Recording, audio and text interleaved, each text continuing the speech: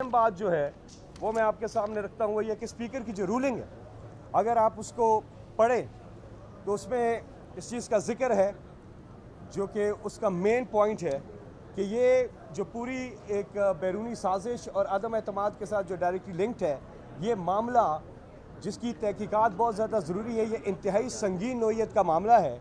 इसकी तहकीकात जब तक नहीं हो जाती, तहरीक अदम एतमाद नहीं आ सकती। ये रूलिंग है। क्योंकि इस मरासले में जो गैर मुल्की साजिश है, उस पर जो हकायक हैं, उसमें नंबर वन जो सवाल उठता है कि क्या ये हकीकत नहीं है कि ये मरासला पाकिस्तान के बैरून मुल्क तैनात तर्जुमान की रस्मी मीटिंग में होने वाली रस्मी कम्युनिकेशन की तफसीलात पर मुश्तमिल है, नंबर एक।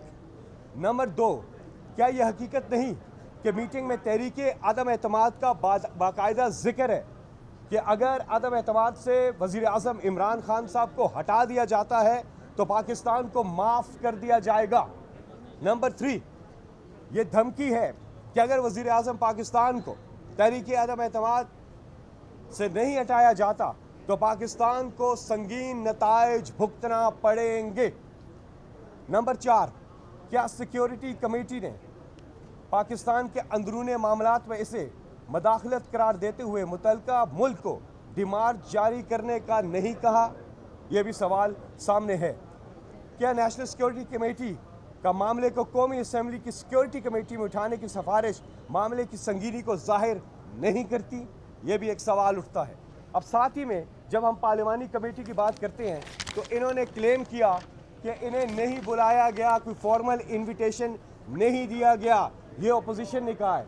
ये मेरे पास है नेशनल असम्बली सेक्रेटेरिएट से, जो उनको इन राइटिंग ये जारी हुआ है कि वो पार्लियामेंट्री कमेटी और नेशनल सिक्योरिटी की मीटिंग में उन्हें मदऊ किया गया है, और ये इन राइटिंग भेजा गया है, जिसमें मियां मोहम्मद शहबाज शरीफ MNA, leader of the opposition in the national assembly, और उसके साथ साथ बाकी तमाम जो अपोजिशन की पार्टीज़ हैं उनको, सेनेटर्स को, अपोजिशन के तमाम मेंबरान को ये जो लेटर है, ये इनविटेशन जो है, फॉर्मल इनविटेशन जारी किया गया है। 31 मार्च को 6 बजे इजलास जो है तलब किया गया था और वो लोग नहीं आए।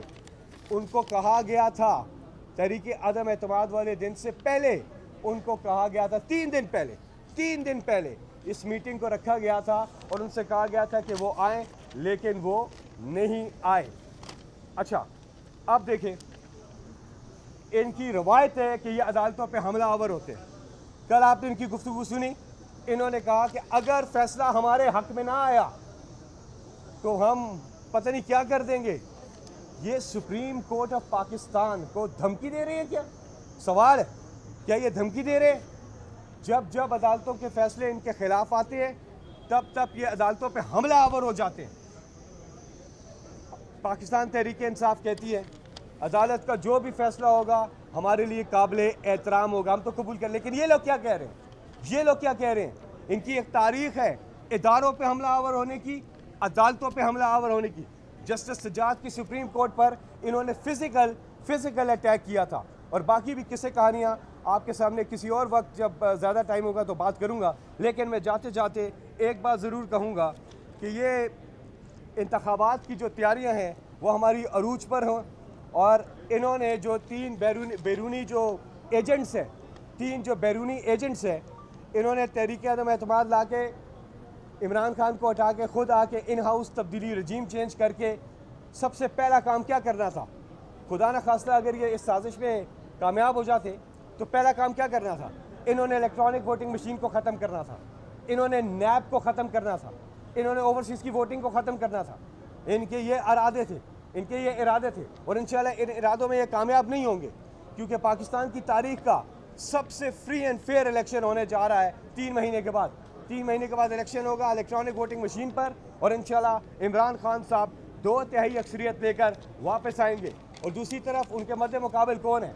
बाप जो कि प्राइम मिनिस्टर का कैंडिडेट है ज़मानत पर, बेटा जो कि CM का कैंडिडेट है फ्लैटिस का, वो होटल का CM बन गया, होटल का CM बना है, वो बेटा ज़मानत पर है, वो पंजाब में CM का कैंडिडेट है।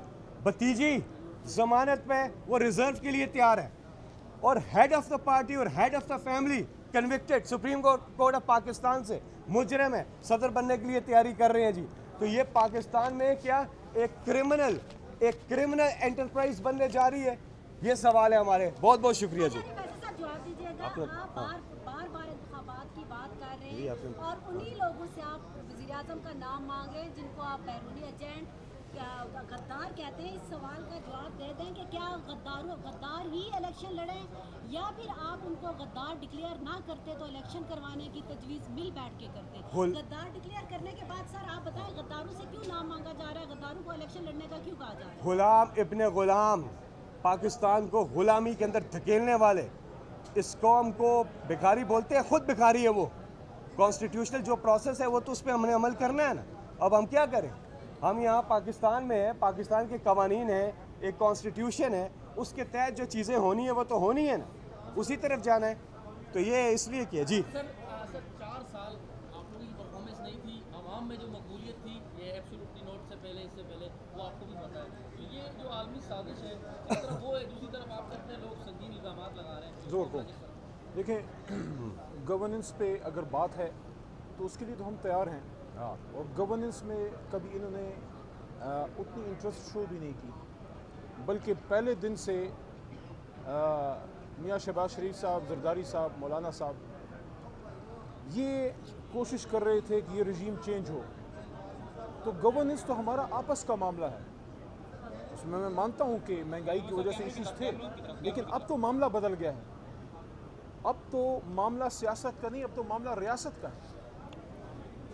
क्या हम सब की सोच मुख्तलिफ हो सकती है, मुख्तलिफ तबक़ात से हमारा वास्ता हो सकता है। मैं एक सियासतदान या वकील हूँ, आप एक मोहतरम सहाफ़ी हैं, लेकिन इस एक बात पे हम सब एक हैं कि पाकिस्तान के फैसले रजीम चेंज के बाहर से कम नहीं होने। तो क्या इस बात को मंतकी अंजाम तक नहीं पहुँचना चाहिए कि जो अदम एतमाद की तहरीक थी ये ऑर्गेनिक थी या इनऑर्गेनिक? ऑर्गेनिक का मतलब है कि सिर्फ पाकिस्तान में पर मबनी थी, और इनऑर्गेनिक का मतलब है कि इसके डांडे कई बार मिलते थे। तो सबसे बड़ा सवाल ये है, इन अपोजिशन के रहनुमाओं को कहें, इनके दिल पे हाथ रखें, क्या इनको भी पता था कि अदम एतमाद आ रही है? 7 समंदर पार अमेरिकन को पता था। इसका मतलब है कि कुछ लोग नहीं चाहते थे कि इमरान खान साहब जो है वो हुकूमत में रहें। और मैं तो हमेशा ये बात कर रहा हूँ, और आपको भी मैं मेरी मालूमात नहीं है, लेकिन मेरा ये तज्जिया है, एक नाक़िस राय है, हकीर एक इंसान की जो सियासत का तालिब इल्म